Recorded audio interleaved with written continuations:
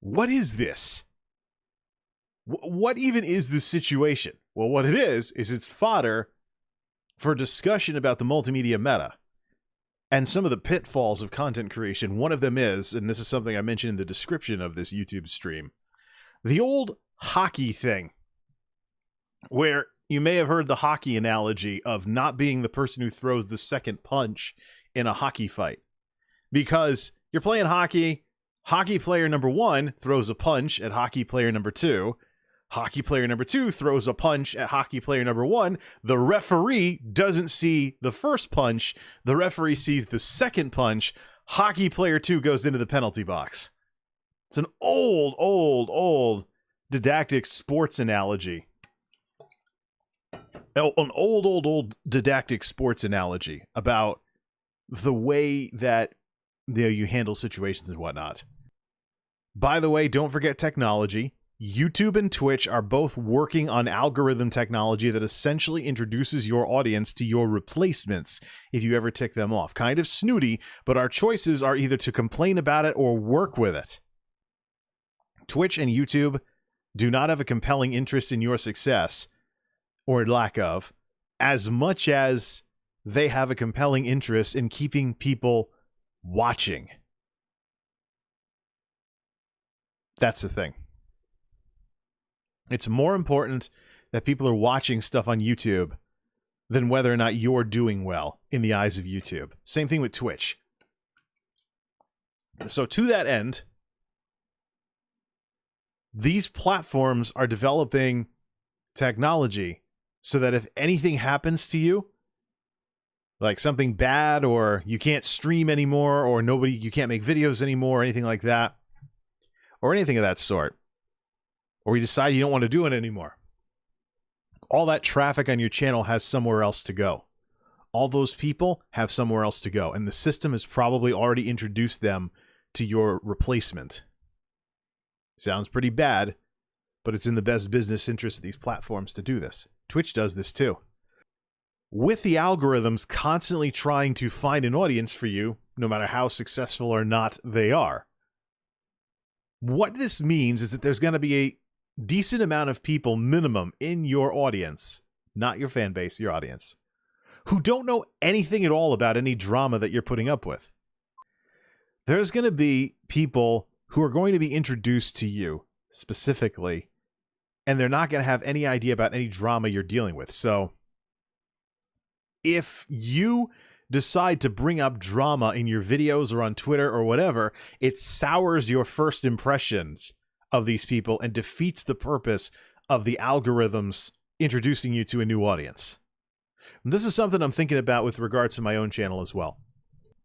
So yeah, you cannot discount the technology on these platforms. And you have to keep in mind who is going to be introduced to you because of this technology on YouTube and Twitch that's working behind the scenes, some better than others. YouTube's technology will be better at this than Twitch's technology, of course. But any social media platform at this point wants to do something like this. So that way there's this constant flow of people being introduced to the various people in the user base. And so it's less chances that someone will click away from the platform if who they're currently watching stops making content or there's some kind of falling out. It is all in the best business interest of these platforms to do this. The title of the stream is Trolls Don't Always Win by Deplatforming You. And that's because very rarely will you ever actually get canceled. Many times the only person that cancels you is yourself. Unless something wild happens, like you end up in prison or something, the only way you get canceled is to decide you're going to cancel yourself, to decide you're shutting everything down. That's it. Otherwise, just keep on keeping on. And nowadays, with the technology we talked about earlier, these platforms are making it such that there will always be a funnel of people that the algorithms are introducing to your content. So drama is best addressed, and then that's it. It's over. Not something that is constantly dogging a channel or dragging someone through the mud like this.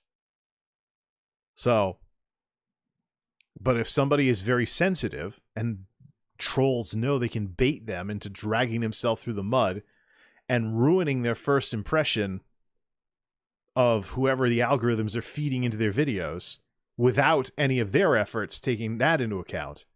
It's possible to also do your own publicity and introducing people to what it is that you do, introducing yourself to others, etc. But assuming you do none of that, if you're the kind of person who can take the bait, it'll be very easy for your channel to get stagnated because new people checking you out are going to have their first impression of you soured by all this baggage. And they're going to go watch somebody else who is just as entertaining, just as informative, but doesn't have these kinds of drawbacks. And that's something to think about when it comes to trolling. These platforms give you tools, and in some cases, there are some automatic tools as well. But even if there weren't automatic things, there were people out there, or there are tools out there like banning and blocking and stuff that you can use. Just ban them and that's it. The majority of your audience is just there to watch. You can see it in YouTube video after YouTube video after YouTube video. Difference between the views, the likes, the dislikes, and the comments. Just poke around on YouTube. You'll see it in no time. Video after video after video. Because the majority of people are just watching.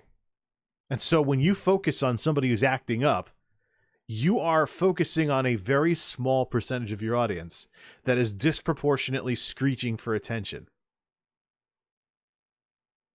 And you're blowing off the people that are actually constructively watching you. So you're messing up your demographics by taking the bait and starting all these incendiary insult fests on Twitter and whatnot. And it makes you look bad. Makes you look like you're a different person when the cameras aren't rolling, and that is exactly the thing that somebody who's looking for someone who's informative, entertaining, and believable or whatever, that's exactly the sort of thing that's going to drive them away. And what kind of audience are you going to be left with if all you're doing is just knee-jerk responding to people like this? You're going to end up with a bad, toxic audience. So your audience isn't going to get any better because the constructive people are going to all leave because they're not looking for someone who's one way on camera, another way when they're not on camera. So the thing we got to remember is that trolls don't always win by deplatforming you. They don't always win by canceling you. They win by getting you to drag yourself through the mud. So make yourself look bad. Take the bait. Sour your first impressions with the people the algorithm's introducing you to. And these people, by baiting you with insults and flame bait, have won because they got you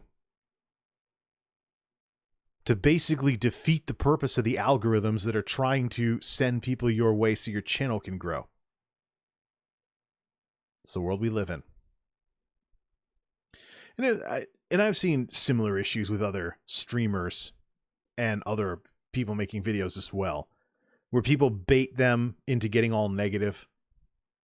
Next thing you know, there's drama on Discord, there's drama on Twitter, there's drama here, there's drama there, and all these new people getting introduced to this creator are like, I'm not watching this. This is the kind of person they are. I'm done. And the trolls win.